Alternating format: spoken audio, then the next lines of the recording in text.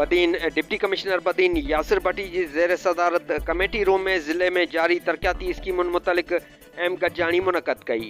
उन मौक़े ते डिप्टी कमिश्नर चयो त हू तमामु जल्द ज़िले में हलंदड़ तरक्याती कमनि जो दौरो कंदो। हिन लाॻापियल इंजीनियरनि खे हिदायत कई त हू तरक्याती स्कीमुनि ते ईमानदारी सचाई ऐं महिनत सां कमु कनि त जीअं उन जो समर अवाम खे मिली सघे। हिन इंजीनियरनि खे सख़्ती सां हिदायत ॾींदे चयो त तरक्याती कमनि में मटीरियल बहितरीन क्वालिटी जो इस्तेमालु कयो वञे। हिन चयो त अवामी भलाई जा कम वक़्त सिर मुकमल कया वञनि त जीअं आम माण्हू खे आसानी थिए।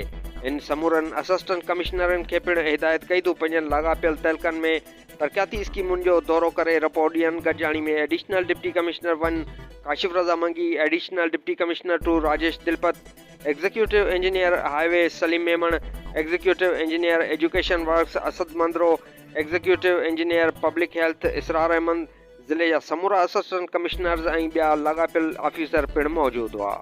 वधीक ख़बरुनि अपडेट लाइ फॉलो करियो लाड़ वॉइस न्यूज़।